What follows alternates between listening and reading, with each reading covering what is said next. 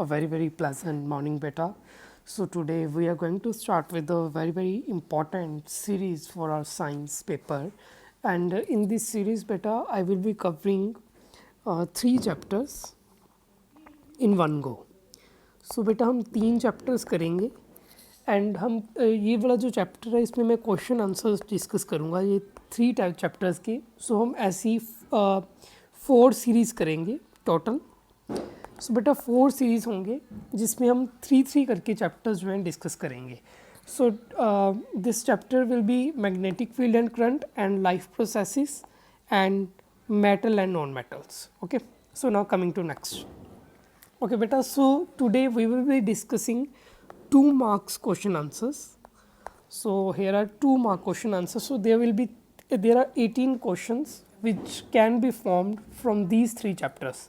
Okay beta, so now coming to the question answers. So beta first of all सबसे पहला question, amphoteric oxides. बेटा वो amphoteric oxides क्या होती हैं. So what are amphoteric oxides. So the write down the metal. बेटा please मेरी videos की आंसर जो है वो अपनी कॉपी में साथ में लिखते रहो. The metallic oxides which show both acidic and basic behaviour and react with both acid and bases to form salt and water are called as amphoteric oxides. ठीक है बेटा. सो वो वाली मेटल ऑक्साइड्स जो दोनों एसिडिक और बेसिक दोनों के दोनों बिहेवियर शो करेंगे और जो रिएक्ट करेंगे एसिड से भी बेस से भी to form salt and water are called amphoteric oxide. So बेटा जब भी आप पेपर अटैम्प्ट करते हो सो पहले आपने ऐसे आंसर लिखना है. उसके बाद आपने जो इम्पोर्टेंट वर्ड्स हैं जो मैंने जहाँ पे अंडरलाइन किया है वो बेटा आपने अपने आंसर शीट में अंडरलाइन कर देने हैं पेंसिल से.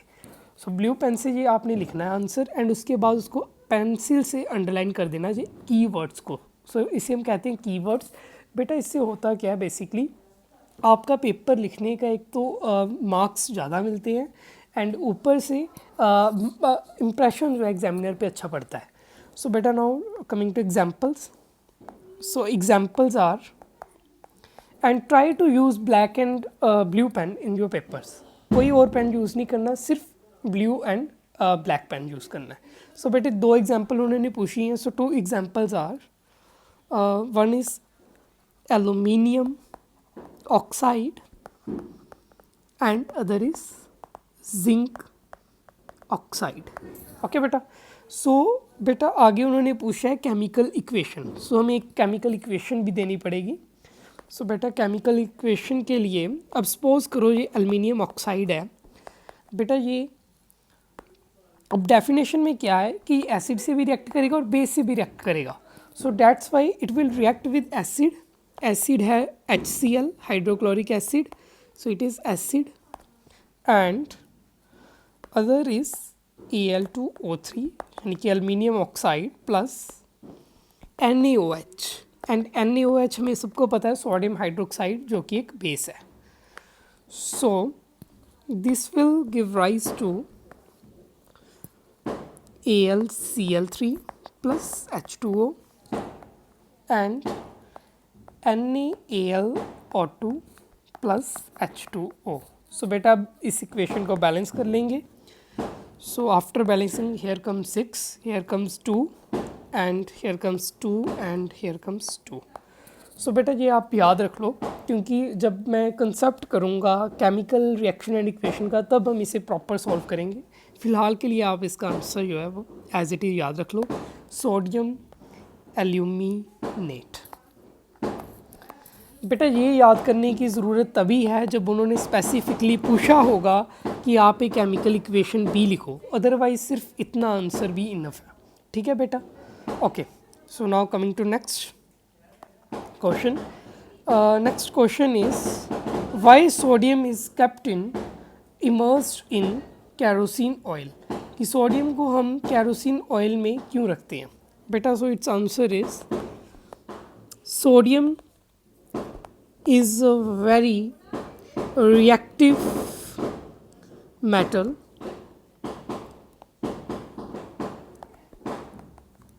okay, so it reacts vigorously, बहुत ज़्यादा जोरदार, बहुत ज़्यादा धमाकेदार वाली रिएक्शन होती है इसकी। It reacts vigorously with oxygen, oxygen से रिएक्ट कर जाता है इन इन्वायरमेंट। जब भी इसे हम खुला रखेंगे, व्हेन केप्ट ओपन, ठीक है बेटा। So to prevent accidental fires, sodium is kept in kerosene oil.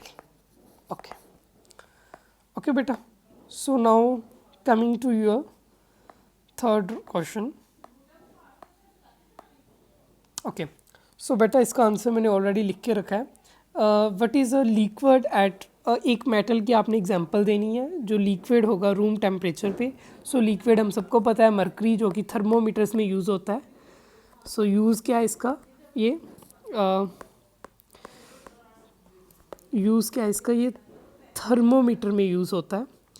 Second question है नंबर 2, जिसे हम नाइफ से काट सकते हैं, ऐसा मेटल कौन सा है? सो ये सोडियम है। जो बेस्ट कंडक्टर है हीट का वो है सिल्वर, जो है पुअर कंडक्टर ऑफ हीट वो है lead. Okay, so now coming to, बेटा ये इनके सिंबल्स हैं, ये सारे के सारे इनके सिंबल्स हैं। So coming to next, so इसका भी आंसर मैंने लिख के रखा है। Why do ionic compounds have high melting points? So बेटा आयनिक कंपाउंड के पास हाई मेल्टिंग पॉइंट्स क्यों होते हैं? क्योंकि इनमें स्ट्रॉन्ग फोर्स ऑफ अट्रैक्शन होती है, किसके किसके बीच में, between positive and negative ions. So इसके पास स्ट्रॉन्ग बॉन्ड्स हैं, स्ट्रॉन्ग आयनिक बॉन्ड्स हैं या फिर स्ट्रॉन्ग इलेक्ट्रोवैलेंट बॉन्ड्स हैं, एंड इसके लिए उनको ज़्यादा अमाउंट ऑफ एनर्जी चाहिए बॉन्ड को ब्रेक करने के लिए। So that's why therefore ionic compounds have high melting point. Okay बेटा, सो आप एक एग्जांपल दे सकते हो, सोडियम एंड क्लोराइड। सो इसके बीच में ये जो बॉन्ड है ये है strong ionic bond.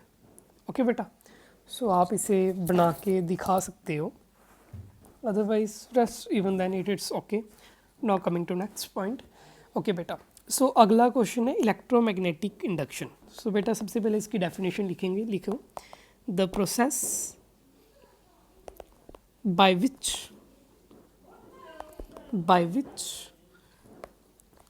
A changing magnetic field in a conductor, by which changing magnetic field in a conductor induces a current in another conductor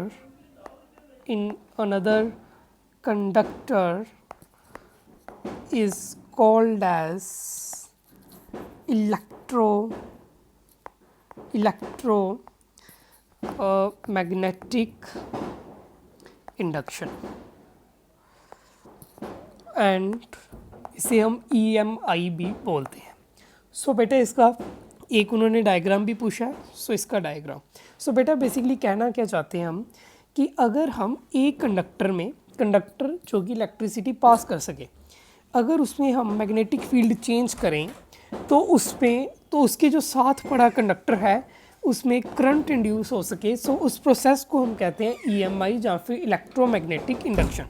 सो बेटा now coming to next, it's diagram. So बेटा here are suppose two coils, suppose there are two coils, coil number 1 and coil number 2।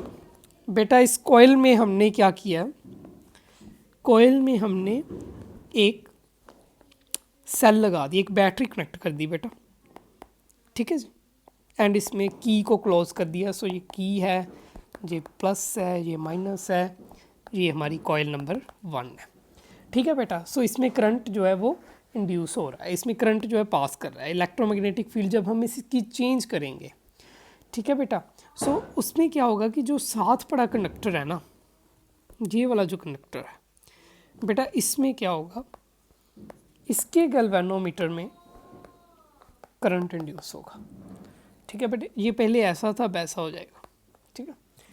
So this particular diagram shows electromagnetic induction. Now coming to next. So बेटा इसमें हुआ क्या कि हमने इसकी electric field change की, magnetic field, तो इसमें करंट इंड्यूस हो गया। So this is basically EMI। Now coming to next point. So question is what are 4 properties of magnetic field lines. So 4 properties बेटा इसकी लिखनी है। सबसे पहले number 1, they form closed loops. Okay, सो ये हमेशा क्लोज्ड लूप में होती हैं। Okay, now point number 2,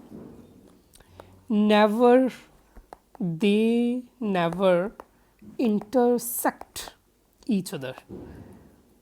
so बेटा इंटरसेक्ट मतलब एक दूसरे को क्रॉस करना। सो ये कभी भी एक दूसरे को क्रॉस नहीं करती, ठीक है बेटा।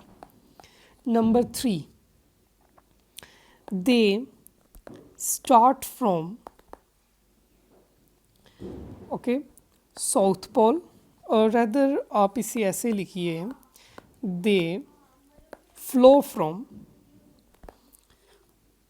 साउथ पोल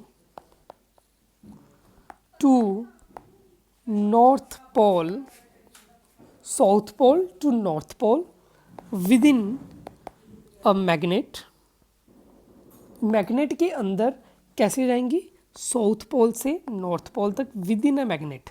ओके बेटा, एंड आउटसाइड अ मैग्नेट, जब ये मैग्नेट के बाहर आ जाएंगी, so तब ये कैसे ट्रैवल करेंगी, दे ट्रैवल या फिर they travel north to south. Okay बेटा। Okay, now fourth property. Okay, so I'm continuing fourth property on this slide. Fourth property, so it is question number 7 only.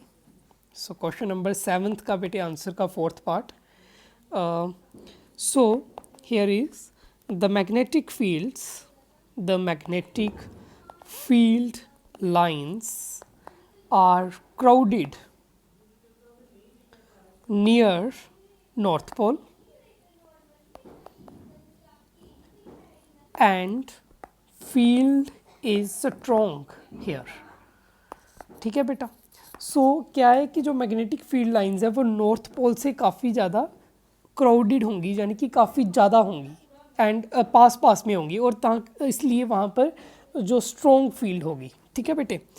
But at south pole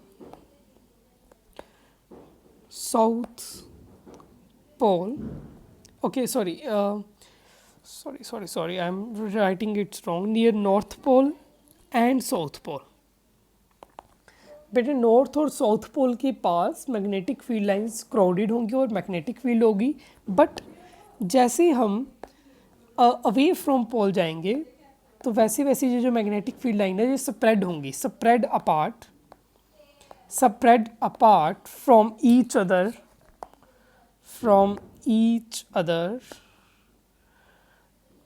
where the field is weak। सो बेटा इस line को मैं explain करता हूँ। Okay, so now